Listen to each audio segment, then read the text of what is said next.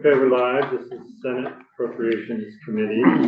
We are doing fiscal year 27 budget request. Today we have the pleasure of the Department of Liquor and Lottery.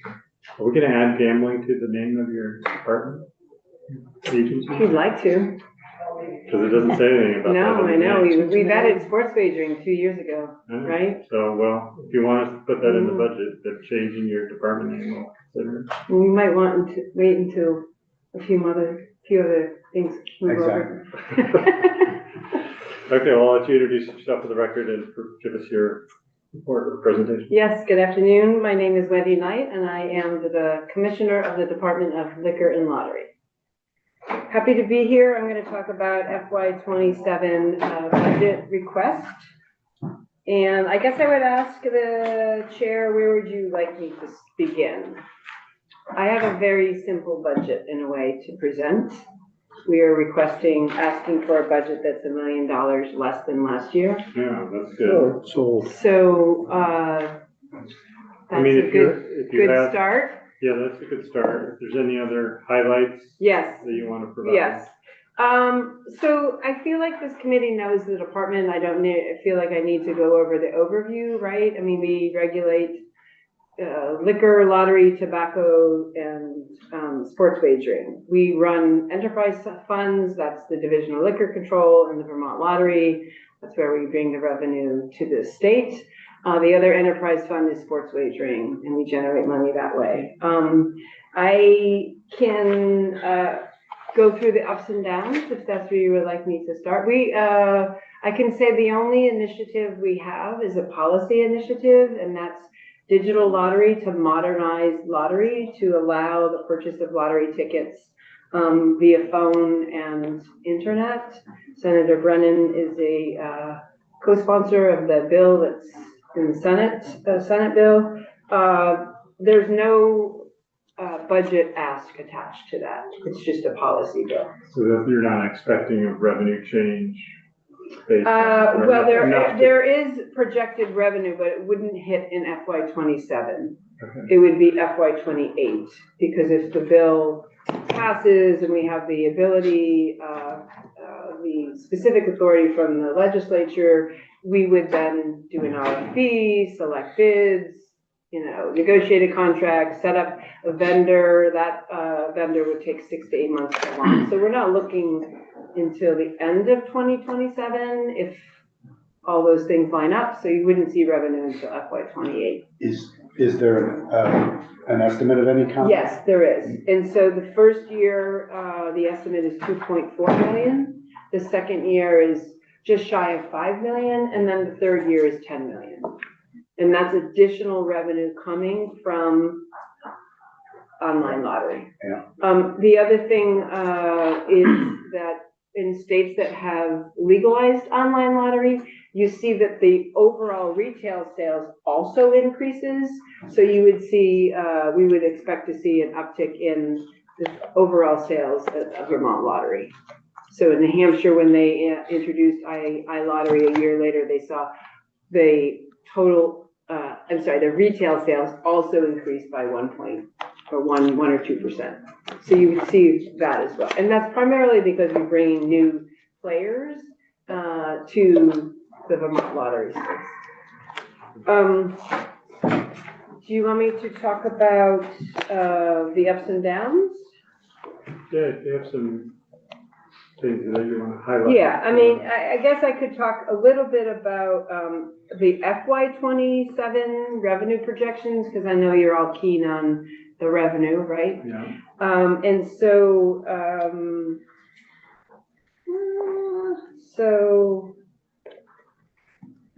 that's great. I was just going to give you that information and have to find it on another piece of paper.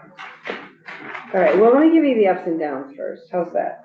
Before I talk about, actually my finance director is here and she can correct me, but as I recall, the FY27 projections for Vermont Lottery to transfer to the Ed Fund is 32 million. That's what we're projecting for FY27.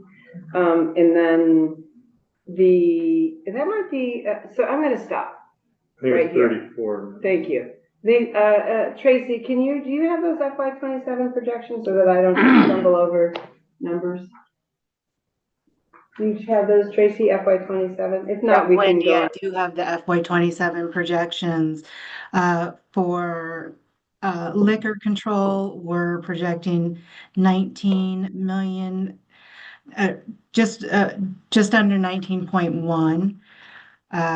For lottery, we're projecting 33,241,000, and for sports wagering, 6.7 million. Great, thank you, Tracy. So that's FY 27, and we are on track for meeting our FY 26 transfer projections. So that 33 million, for the lottery is the target number? Yeah. That's what you put into is that what the governor put into the budget, that we would receive that from lottery? Yes. Okay. Yeah. So, well, as I understand it, that's what we give it, the finance and management as an estimate of what we will transfer from Vermont Lottery to the ed fund. It actually doesn't go in the big bill. What goes in the big bill is the liquor control money, 19 million, that's what we're projecting, and that goes into the general fund. And the sports wagering, 6.7 million, that goes into the general fund. So those make it into the big bill because they're projected transfers to the general fund. So on your page 21, the target looks like it's 34.8 million. Oops. Am I reading that right? Which is different than the numbers Tracy gave. Page 21, my page 21. It's the last page. So last page on the one that we had. So this is what my page 21 looks like. Yeah. That one? Down at the bottom. You can read it on the very bottom. Good Lord. Does anyone have a magnifying glass? Yeah, I'm hold looking on. on my computer. Hold screen, on, so it's a lot okay, easier. thank you.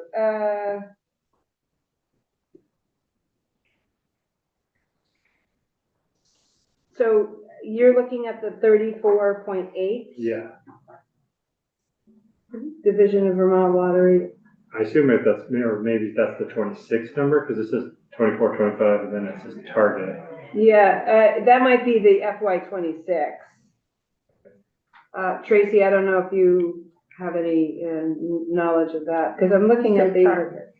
Yeah. I Target. guess the target is Yeah, I guess the 26. question, right, is it a target for FY 26 or 27? I guess it makes sense it would be 26.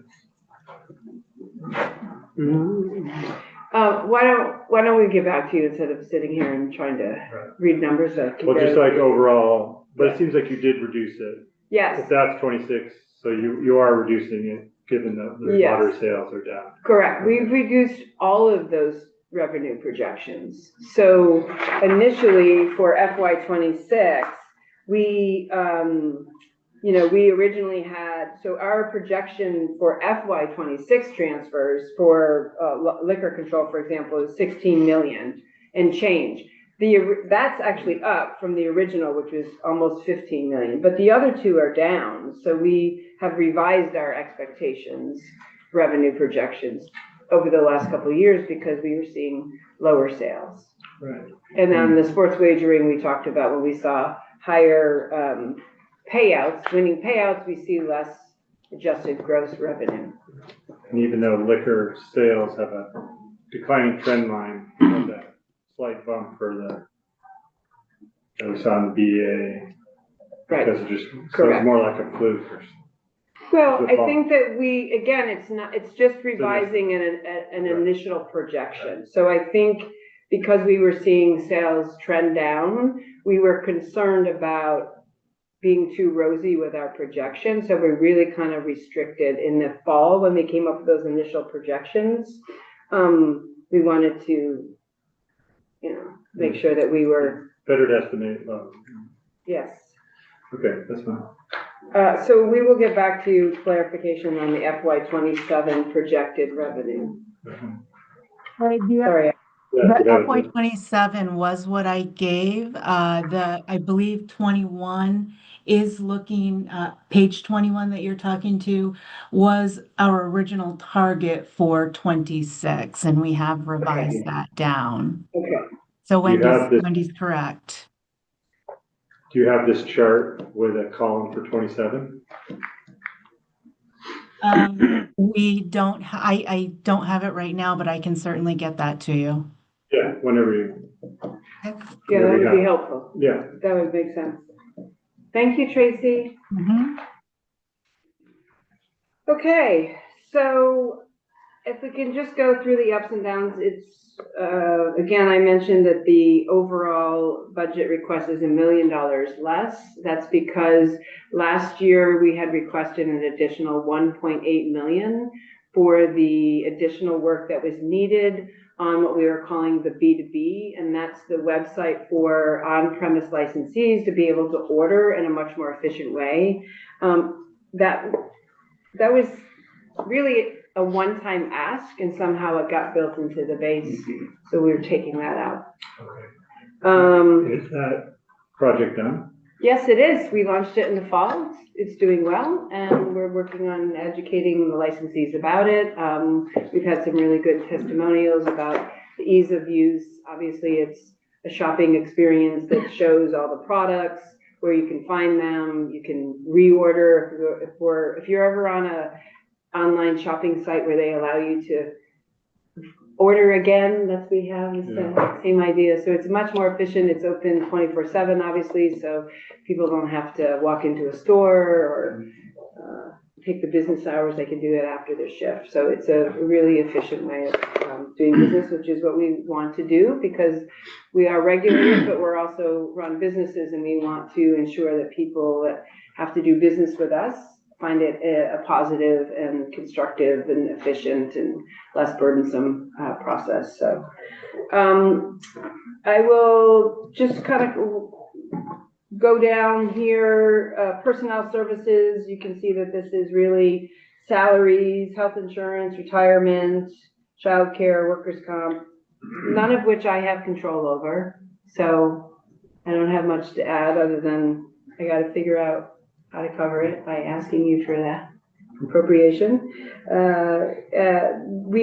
The line you'll see is employee pay grade and step not covered in chart. That is something I have control over, and that's reclassifying certain employees and offering them promotions. And so that's something that we really try to find ways to ensure that people are recognized for their work and get compensated for the work that they're actually doing. The reduction in the contractual third-party miscellaneous, that's because this was, there was a reduction in year 3. This was a 3-year contract of a point of sale hardware. So if you go into an 802 Spirits agency store, there's a point of sale system that we operate, the department does, and there's another point of sale that that agency store would do for beer, wine. And we own the contract, and that's just the reduction in that year 3 contract. Going down on operating expenses. Yeah. You see, some insurance have gone down. That's car insurance again. I don't have any control over that. ADS allocated, that's the core enterprise service. You'll see 157. No, almost 156,000 ADS is, I'm sure you've heard from ADS and other agencies. Oh, yeah. But your SLA is down 100. Correct. Our SLA is down because they're moving it up to the core enterprise services. Right. So that's why you see that. Do you do any online advertising or like social media advertising? Yeah, of course. Yes.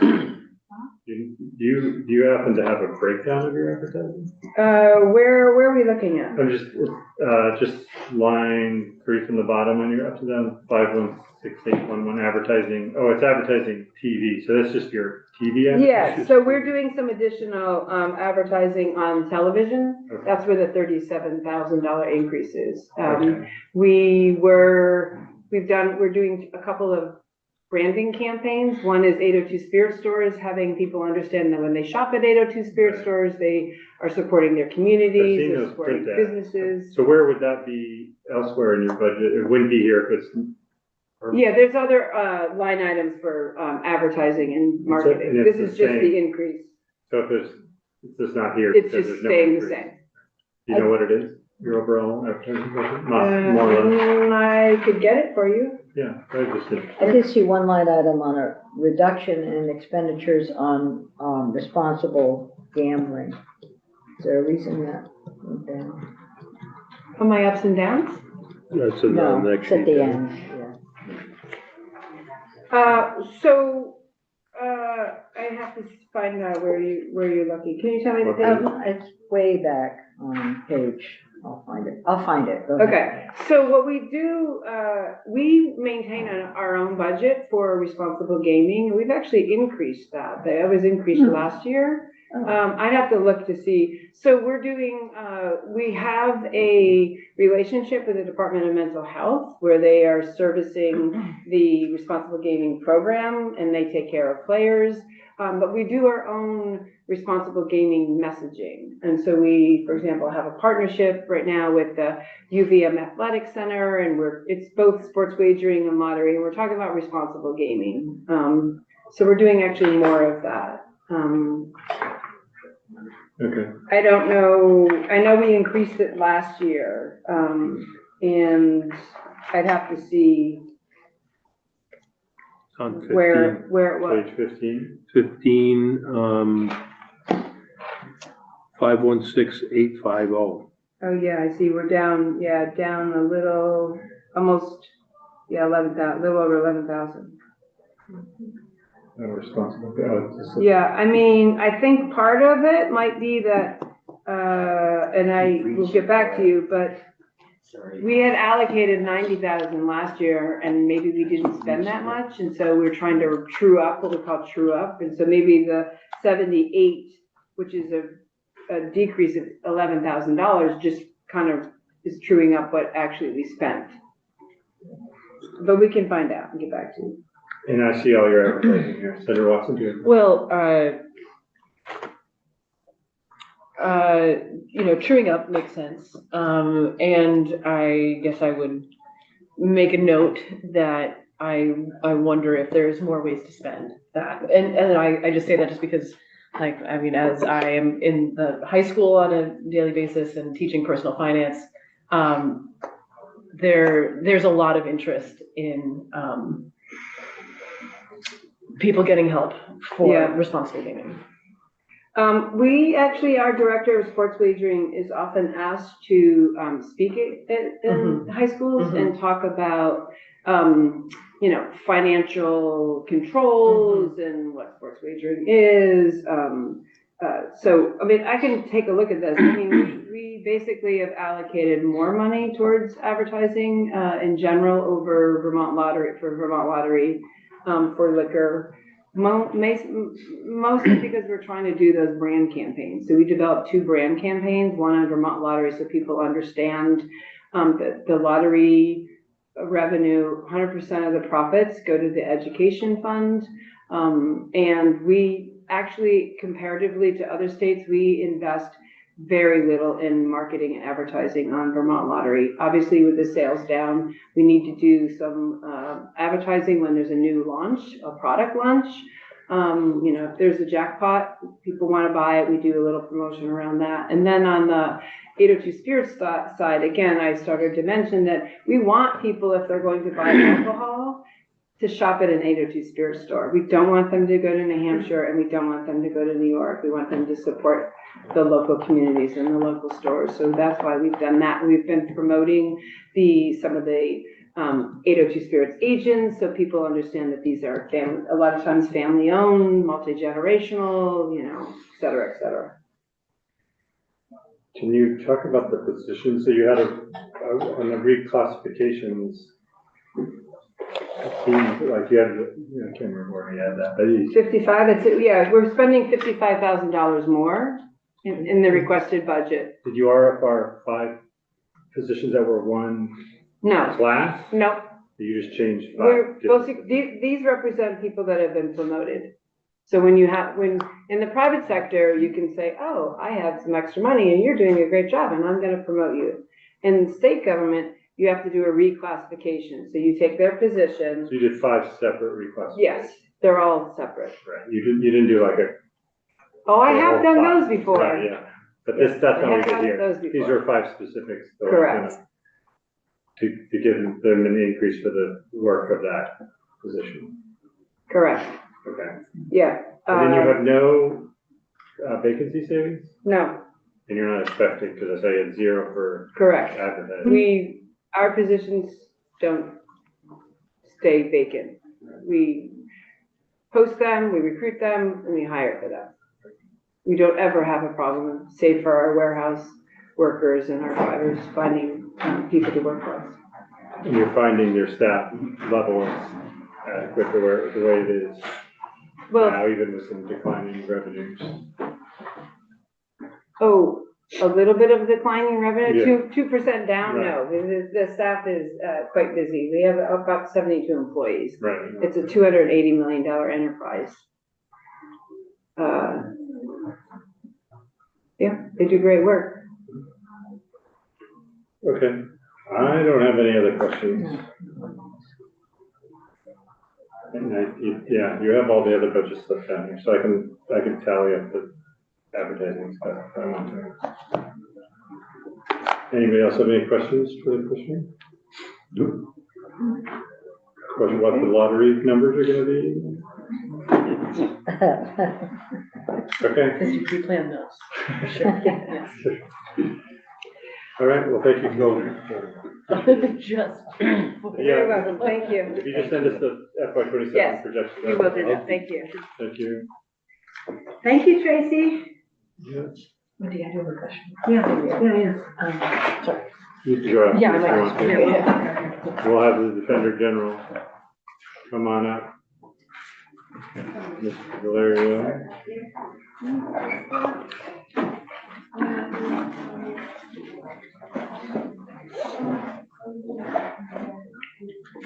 Thank you. Thank you.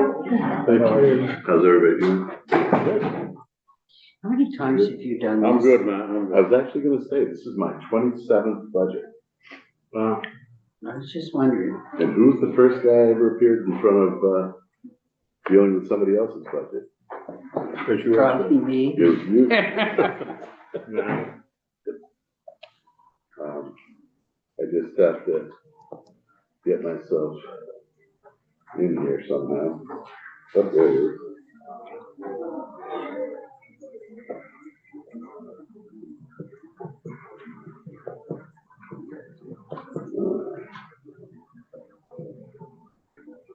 I'm assuming I should put the link in here.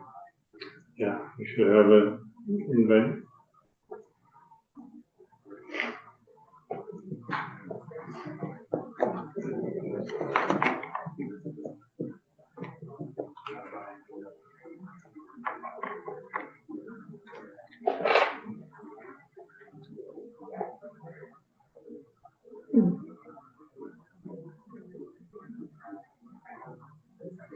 Ooh, yes.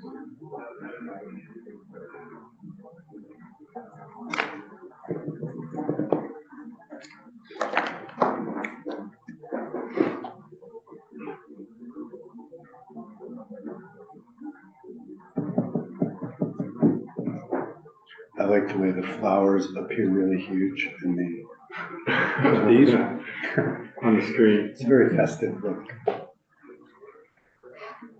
Very carefully curated scene. They look better in the picture than they do sitting here. Don't worry. Just a matter of a second or two. Oh, okay, great, I'm not worried.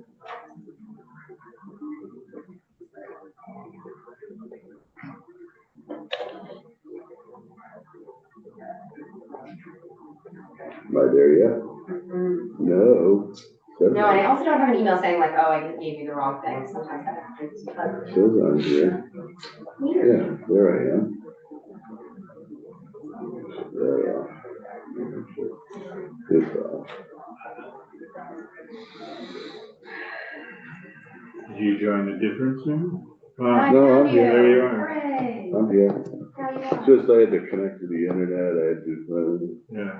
you know, I always like to come a little early and do it in advance, but, There you go. you know. And here I am, and I'm going to share my screen, Great. and that's my screen.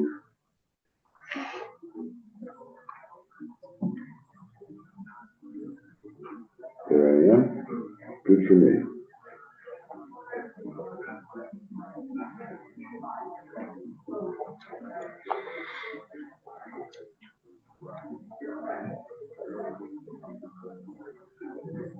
Sweet.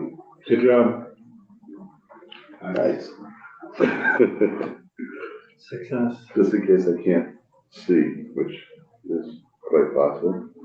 All right, so, I mean, you know who I am, but for the record, I'm Matt Valerio, Defender General, here for the fiscal year 27 budget.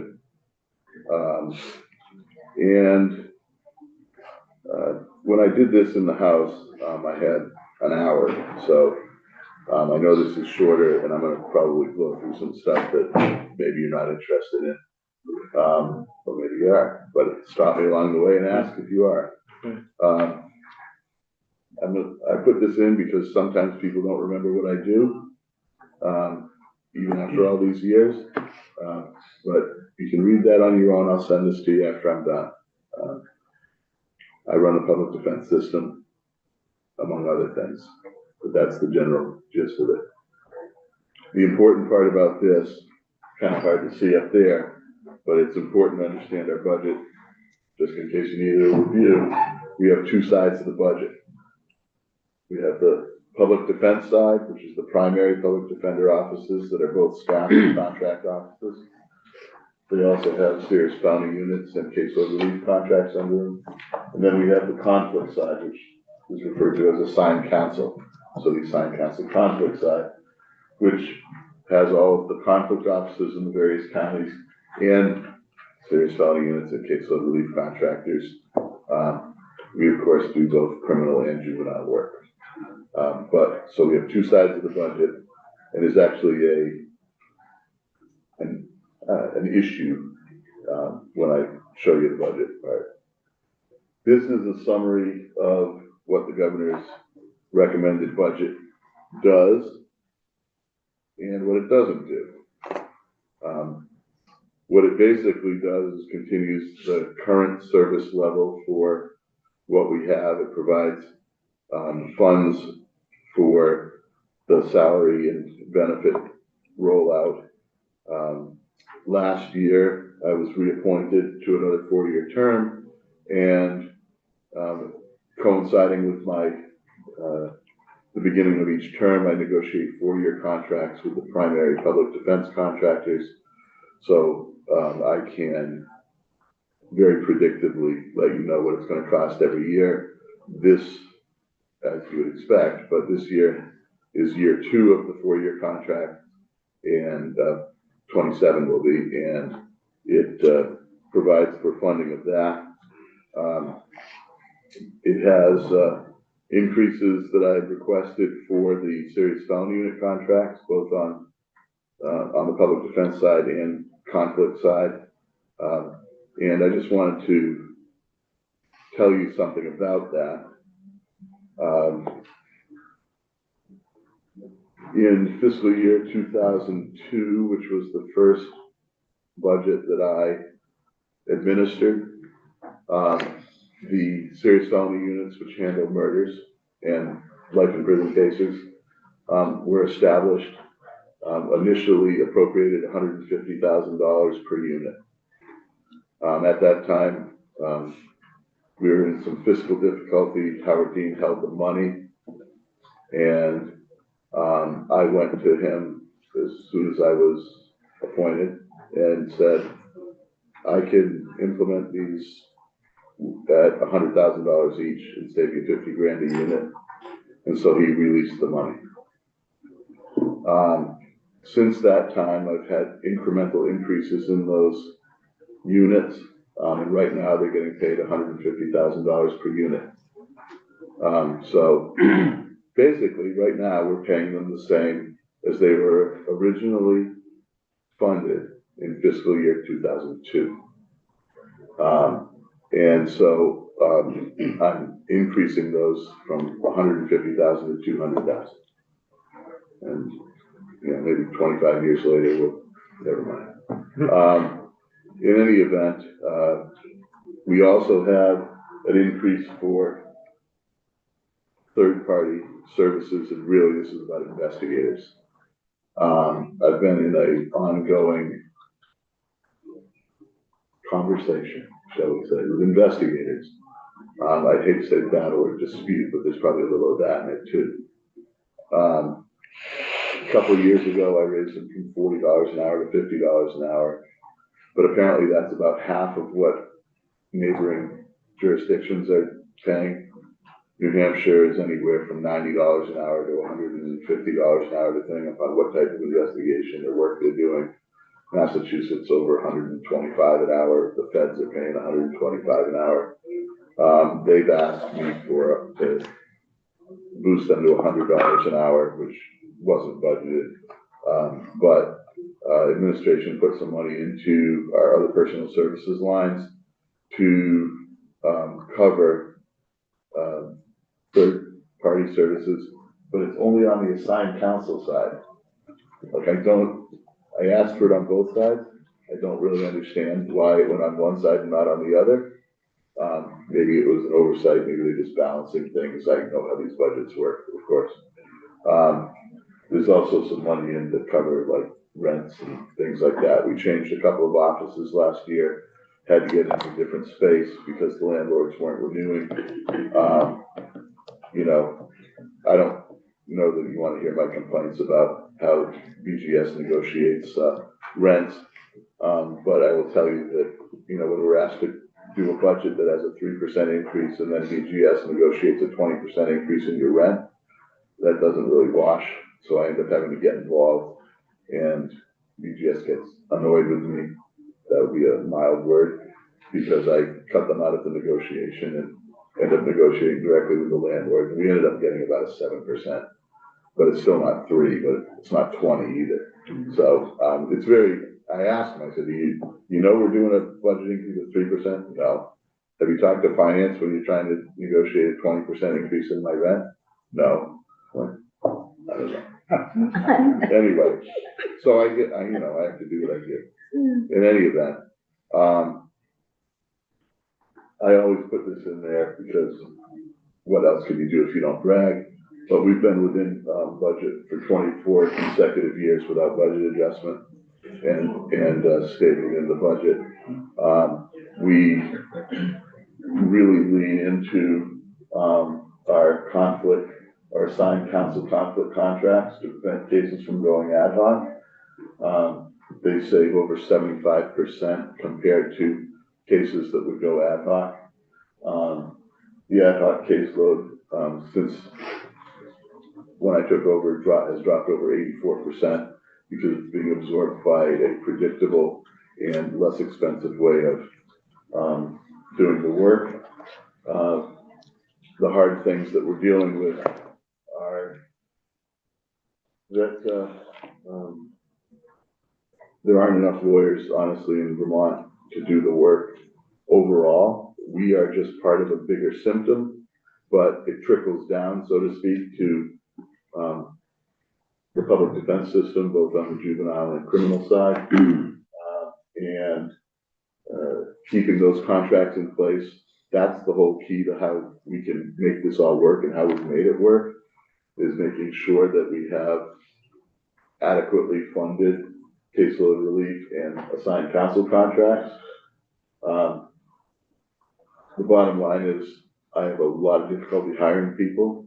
I haven't hired anybody at entry level in 7 years because I can't, nobody take the job.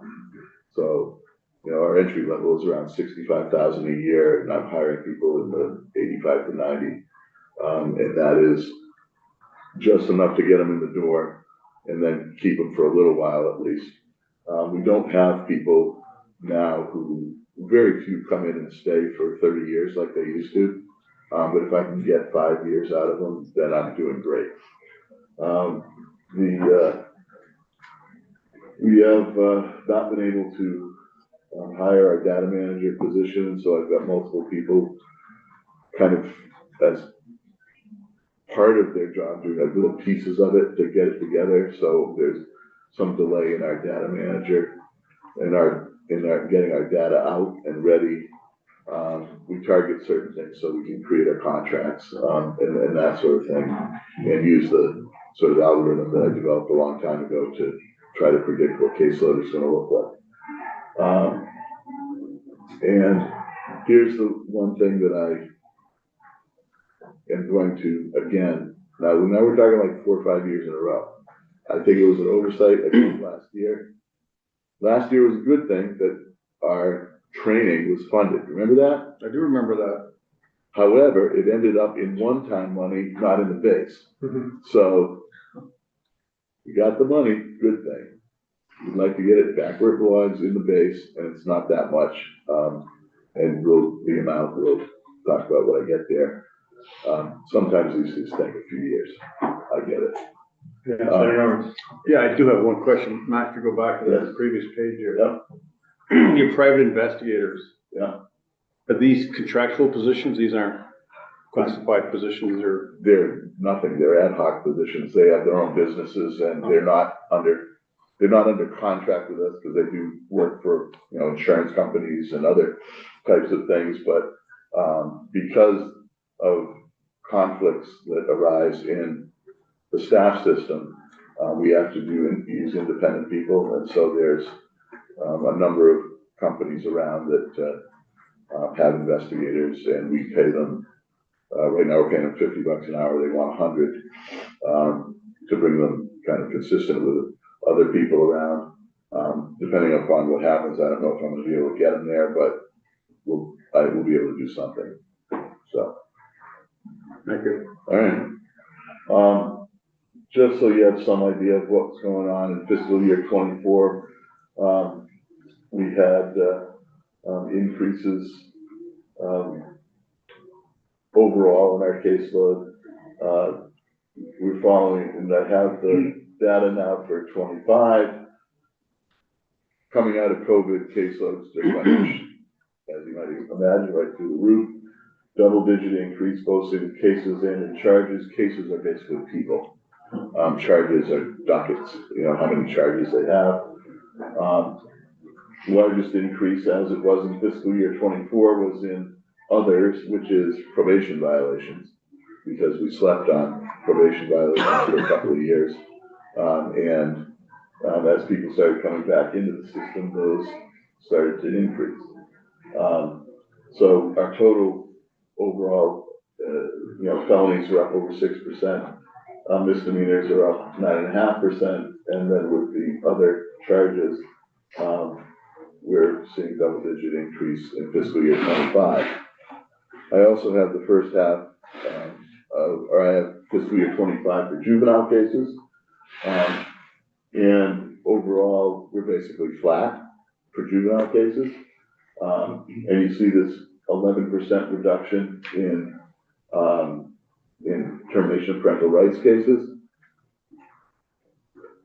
It better have been, because there was an 80% increase the year before. So we're down compared to the prior year, which was a historic increase. Others were basically either flat or not significantly up.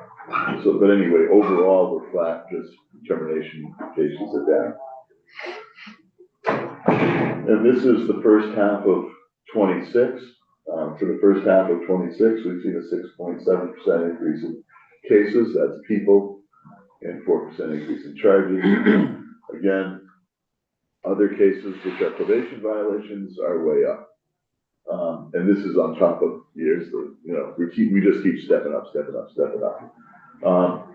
Contrary to popular belief, or whatever the narrative is out there, our felonies are not up. And our juvenile, our misdemeanor cases are up about 4%. I list these by county. Some, people are interested in their own county, and how's Rutland doing? How's my particular county doing the first half of the year? And so you can check that out at your leisure at another time, and I'll provide this to you so you can do that. We have it on It's a little, the slide, the order of slides is different, but I think we have all the Do same. you, which slide That's- do you have it? That's, interesting, because I don't know how that would happen. I don't think, Maybe you're ahead of I don't me. have oh, maybe you don't have this one? I don't have No. this. Some of the other dates. We I'm got just looking for that, we don't, well, I haven't found Right, I have I haven't found the one you've been working from, so I got that. Do you have special access that we don't, or? it. Well, I can clear this up how this could have happened. I didn't get a Senate version of this document, so I grabbed it from the House. So if you added something between seeing the House, then that could have changed, but Yeah, it don't, should be the same document as the House. it's not the same. Yeah. One of the things I noticed in the House is that some of what was provided wasn't right, and so I corrected it. And so this is the version, this isn't, yeah, this. you don't have this Right, one. yeah. Some of it is the same, some of it isn't. Okay. I would love if you guys could send me this new fresh copy so that I can replace it. Yeah, Can I ask Yeah, very well. I'm, of course, very interested in my own county, and so just looking at Washington. Yeah. County, seeing that it's down significantly. right. Do we have any sense of, to what we can attribute that to? Let me back up one slide. Washington was not, those are the family cases in Washington. The prior year was also not particularly high. I don't know. Okay, it's just curious. You know, sometimes what happens is when you get a new state's attorney, they're not quite up to speed Sure, or maybe they're just So- doing things differently. or doing things differently. Yeah. And they also get down, you know, when state's attorneys change, then a lot of times they'll change the whole staff. Mhm. So they hire new lawyers, so if they were down lawyers, prosecutors, then they aren't bringing the cases. Gotcha. I know that as far as like backlog goes, Washington's not doing great, even though their added caseload for this period of time is down. One of the things that I think that you should remember I came in, might have been joint justice oversight, and I was like, we got a big problem in Chittenden County. Yep. Um, Remember that. That was the first quarter of '26, and that was huge. That was like a 40% increase in a quarter, like 39 or something. And I'm like, I don't know if this is a blip. I don't know if, you know. And then after the second quarter, now we're flat compared to the year before. So it was, I've seen this before. Like, you stick around for 25 years, you see a lot of things. And one of the things I was wondering is, is there something going on here? I wasn't quite sure, but will it even out over time? What happened is it did even out over time in Chittenden County, and we are basically flat compared to the year before. Now, there were increases the year before, but the bottom line is we aren't having that rocket shift that we saw the first quarter, which was good, because when things happen in Chittenden County, it's a big issue because it's, 40% of the state caseload is in Chittenden County, just as a matter of population. And this is just kind of a graphic way of showing over a period of time. You compare 25 to 26 and where we're at. It basically is telling you the same thing as what you saw on the other slides. I wanted to talk a little bit about this backlog because everybody's concerned about that. This is kind of the gross numbers, and what I did is highlighted 4 specific areas. 25 started as calendar year 25, so we're in the middle of fiscal year 26 at the time. Fiscal year 25 then became 26 in the middle. Looked just like the year before. Backlog was up to 14,000. You see these little dips as you go along. It seemed to drop at the beginning of the summer and then skyrockets back up in September. But oddly enough, this year, it's unlike the prior year, there was a marked decline as we got to the end of the year. This is kind of gross numbers for your particular counties, and this goes into data that I'm going to show you the graphic version of. But this is, you can find your own county and follow, sing along, as they said. In any event, if you remember, 24 to 25, this is what that backlog looked like. And the dotted line was the kind of trend line, right?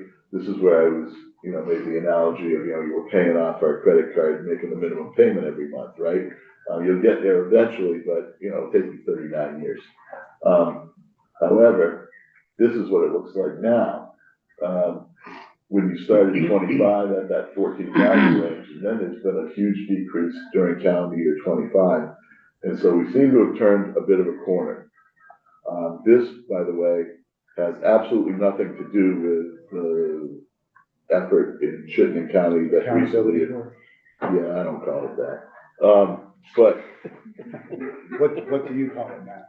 the multi-docket court, because I think all the courts are accountability courts. That was just, you get a brand stuff, I guess, but I didn't choose that. The defenders often call it a 3B court because that was the courtroom that it was in Chittenden County, but they really get annoyed at the whole, the branding, but I told them, get over it. In any event, big decline. And so this, I always bring you this every year. This is fascinating, this whole thing. Like, you should pay it. If you don't listen to anything else, listen to this part. This is 23-24, fiscal year 23 costs. And as we would always show you, ad hoc cost per LEC, which is lawyer equivalent caseload. It's like a full-time employee, right? Cost per LEC for ad hoc was $671,000. As I've always told you, assigned counsel contracts, the most inexpensive way we do business, what we lean into, and why I never understand why more money isn't put into it, because if you like double what they're getting paid, it'll still be less than other ways of doing business. In any event, 183, the public defender, primary public defense contracts at 225, and the staff officers at 302. This is where it starts to get cool. This is, we redid these numbers for fiscal year 25. And the cost per LEC for ad hoc dropped from what it used to be. The assigned counsel contracts and public defenders, it's all the same trend, like it all relatively, but here's the cool part. We've actually become more efficient in all levels of the way we do the business compared to like 5 years ago. So the overall cost per LEC has declined since fiscal year 2023, and I can tell you why. Some of it is good, some of it is not so good. Staff public defenders are handling more cases per attorney, and with newer attorneys, because we had a bunch of people retire, so the cost is cheaper. And that's why the PD staff, although just a little bit, but they've declined. But they're also more efficient. It's not necessarily a good thing. Assigned counsel contracts have gone up a little bit. I'm sorry, assigned counsel contracts, I was looking at the bar. For the assigned counsel contracts, they've dropped as well in cost per LEC. Why? Chittenden County is always like a good one to talk about because they have large numbers, right? So the overall trends you see statewide are often mirrored in Chittenden County. 2 years ago, I had 5 conflict contractors at the first level.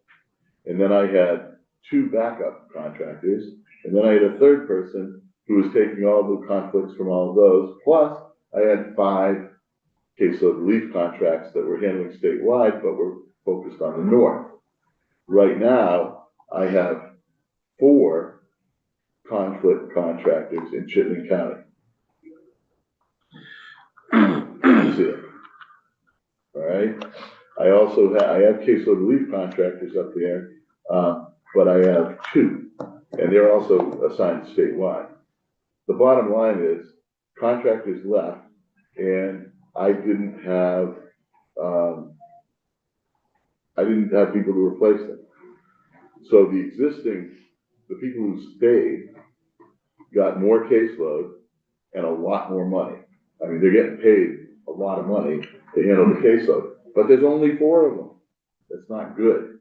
This is the indicator of what's going on all over the place, where there's a lack of lawyers who are both qualified and even willing to do this work. Yeah, Senator Brennan. How does the more money that they're getting paid is like in overtime, or is it because they It's handle not more nothing by cases? time. It's case by the case? Not by the case. What is it? It's by lawyer equivalent caseload. So I set a minimum payment of $150,000 per lawyer equivalent caseload. And that's the minimum, all right? Yeah. And so when these contracts traditionally have been fractional, so somebody would have half an LEC, so they'd get $75,000 a year minimum to handle it. Now that they're doing 0.8, 0.9, they're basically getting 150,000 or more. And in places where I really need them, I'm gonna pay them more because I can't afford not to have them. Right. And I gotta kind of overpay a little bit to get them there. But even at that, even if my average payment for LEC is about $275, it's still cheaper per LEC now than it was in fiscal year 23. The public defender contracts, you see the increase of 225 to 240 per LEC. That is an increase because I entered into the 4-year deal. So they get, we went through a big inflationary period during the last 4 years where they were getting like 2% increases. And to make up for some of that, but what you'll see over a period of time is that their increases compared to like the overall costs are basically keeping up with inflation but not beating it. So you're going to see that running at approximately a 4% increase overall. And then here's the one that I find, for me, loving this stuff: ad hoc counsel. So ad hoc counsel was 671, call it 672 per LEC coming into and then in 25 that dropped to 553, 160. Why? Because we have such a small number of cases going into ad hoc. And here's the key: all of our felony conflicts are getting diverted to caseload relief contracts. And as a result, the only thing that ad hoc is covering now is misdemeanors. And the caps on misdemeanors is lower. So we're actually able to reduce the cost per LEC for ad hoc because the cases that cost a lot that would go to ad hoc are not going. Like from my perspective, I know this is not that exciting for everybody else. This is like amazing stuff. So it just shows like the whole model like works from a fiscal standpoint. I could use more lawyers. This just kind of shows you how ad hoc in different types of cases. We started in 2002, but like this goes down to almost nothing for juvenile clients, very few criminal clients, and felonies and overall. So I put this in here because you already have this. This is the one thing that you're familiar with. We got that. Yeah, so I'm not too worried about that. Do you have the training number? I didn't see. Yeah, Say it earlier, I was gonna ask that question. I'll get it here. Last slide. Don't look at the one that you had from the house. That is, this slide particularly was screwed up on that document. This is the one that's important. I'll send it over to you. But it's really kind of easy. What is unfunded that, like real money, is the top line. We got, when administration did the recommended budget, they gave us the money in assigned counsel, which is the conflict side. But they didn't give us the money. They gave us $250, I believe, in assigned counsel. But they didn't give it to us in public defense on other personal services side. All right. The other thing is they didn't give us the increases in our conflict contractors. This is one of the bangs of my existence over 25 years, which I don't always understand where the thinking is. The cheapest, most efficient way we do business is a signed council contract. If you're going to give anybody more money, it should be them. But they don't, and they didn't. And that's the 250 that I was asking for. And then the final part, which is again, the 80,000 is not new money for the for training. It's the same money, it just was in one-time money, not in the base. And it has now become my white whale to get in-person training, $80,000. It's not like a lot of money, and it probably doesn't even make a difference. I mean, what? $80,000 back in the base because I gave it up during COVID when we couldn't train anybody. And ever since I gave it up, I'm like, I was the dumbest person on the planet to give up anything ever but we couldn't meet. So why did we do 80 grand? But now I put it back. I would just suggest you not call it your white whale. That's kind of not the way you want to go. Yeah, well, yeah, I know, it didn't work out. Because they have. Yeah, I know. Well, yeah, but it is a quest. What about the ring? Oh, that's a better one. So, The grail. if you can give me a better analogy, Okay. feel free. The unfunded additional needs I put in there just so that I bring this up every year, and I know you gotta do what you do. But the special fund, we get around $600,000, I think it's 589 as a spending authority. We haven't come close to that in 7 years. So every year we start off with approximately a $290,000 hole. I've just come to expect it at this point because I know that's the place you can diddle around with things and make budgets work.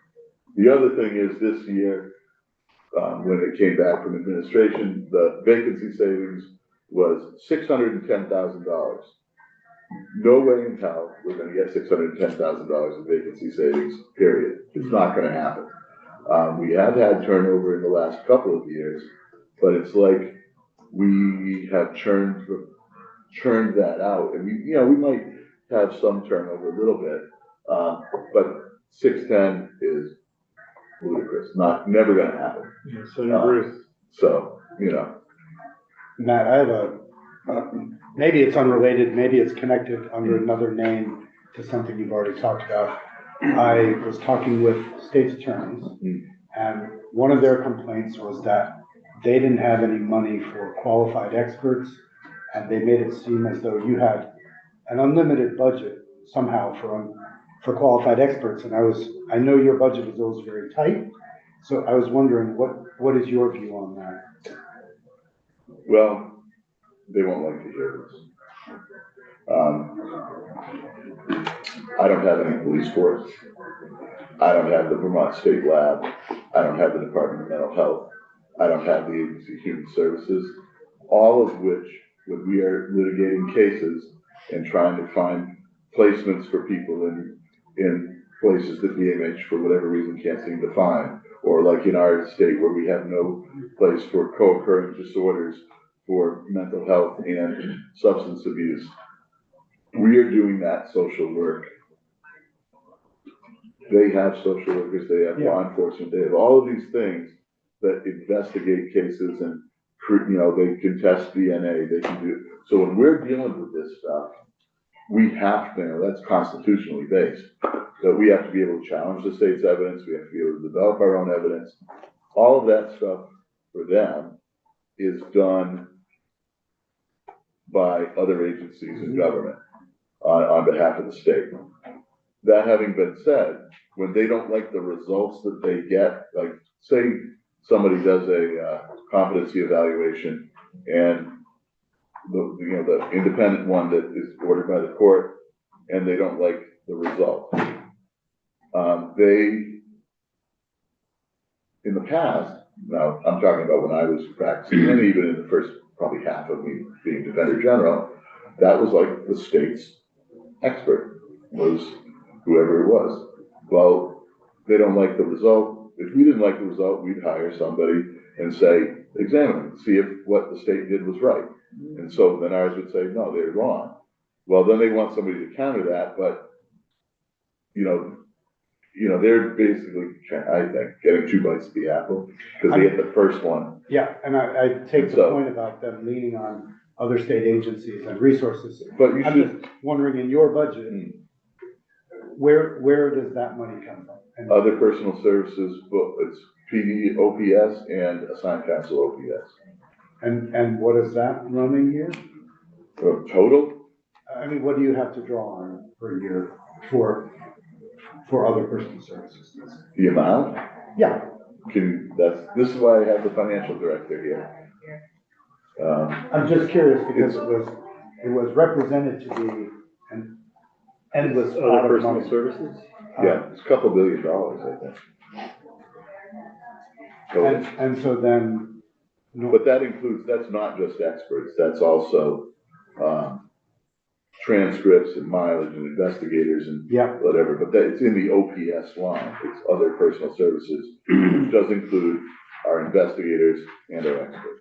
so you think it sort of balances out as long as they're willing to use the state resources and not looking for another bite at the apple if they don't like the result?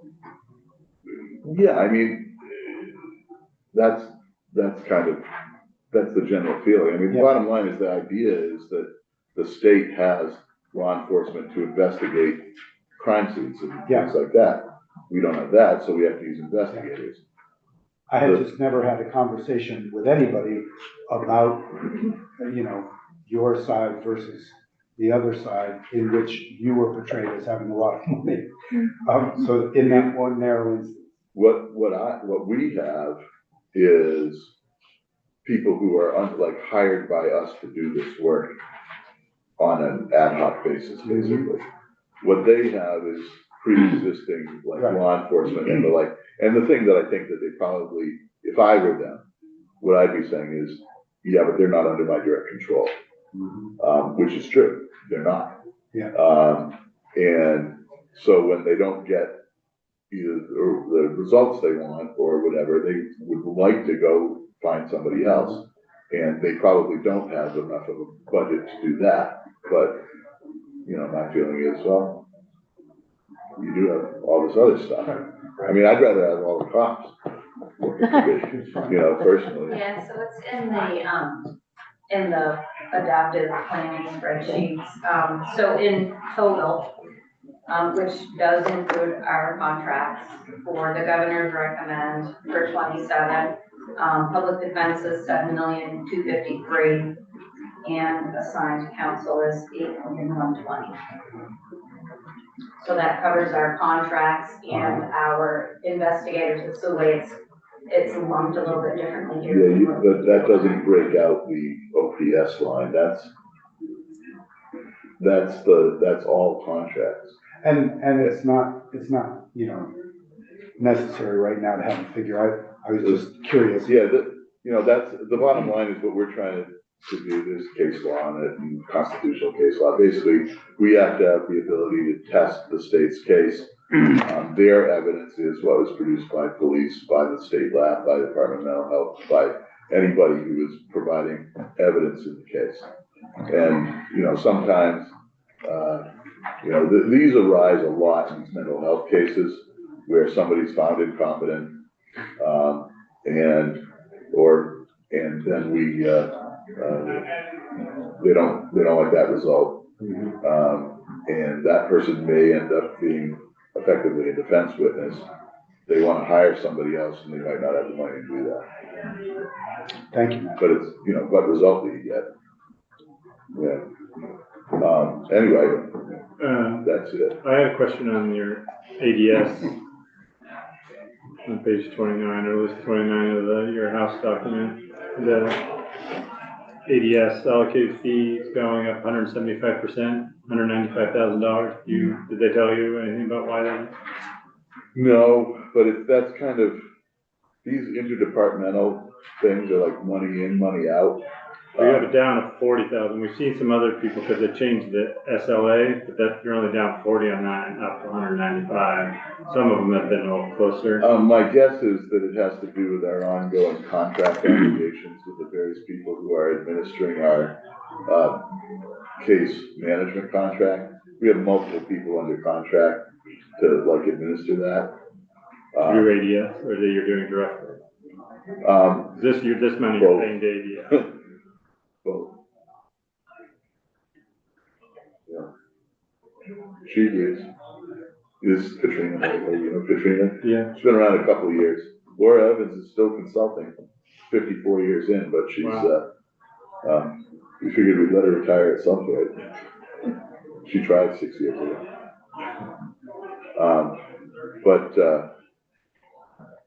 You know, that's just, those aren't like budget pressures for us because it's almost like they write their own checks. You know, this is, reminds me of like the fee for space stuff. It's just. They just tell you what it is and you've got to put it in your budget. Did you have to like, I mean, for your total budget, 195 isn't a big number, but it's a big jump. I guess it would be 155 difference if you'd have the down of the SLA agreement. Yeah, I don't know what's driving specifically the 150. I just know that I know it's all balled up in the case management system because we have multiple contracts that it's all passed through to ADS, but sometimes they don't like send us bills. And so like what they forgot to do last year, they stick in this year. I don't exactly understand what they're doing, but, and your vacancy savings number, did you say that was just given to you by the governor's to balance your budget to that 600,000? Yeah. There's nothing real about that at all. Right, maybe they're trying to break your record and not having to have a budget adjustment. I don't think they can do it. Well, if they just keep increasing your vacancy savings, it makes it that tough. Well, yeah, if you keep doing that and then, you know, always, you know, $300,000 over, it's that unfunded, that second line, which is, I'd say it's not real money. It's just like, you know, when you start planning that means, oh, I don't hire somebody for 6 months as opposed to for a full year, or I eliminate a contract in a particular, you know, it's all a matter of how you, what levers you pull and buttons you push, which I know those by now, and, you know. So you will budget to that 600,000 if you have to? Well, I'll budget to whatever you give me, because one of the things, I mean, the statute says that I'm supposed to live within the budget. And if I can do it without like constitutionally causing a crisis, then I'm gonna do it. We've been in much worse times than what I'm dealing with right now. You know, during the Dean administration and Douglas administration during the big recession, that was some fun. So this is, you know, I can do a lot of things. It's just I'd like to not make it stressful on people. Yeah. Okay, we understand. Any other questions? Senator General? I'm all set. Thank you. Okay, great. Thank you. Thanks. What do I need? I don't know how it ended up in the one-time funds. I I thought don't know. it was the baseline.